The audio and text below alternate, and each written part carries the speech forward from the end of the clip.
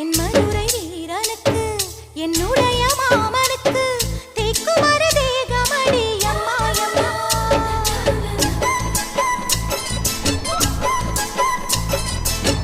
மாமன் பெற்ற பெண்ணுனக்கு மையெழுதும் கண் எதுக்கு என்னை வந்து கொல்லுதடி அம்மா அம்மா.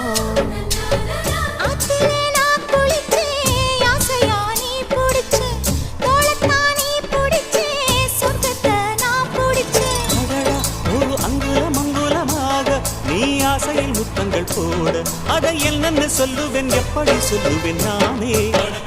சந்தனமே குங்குமமே நில்லடியோ இனிக்கும் செந்தமிழில்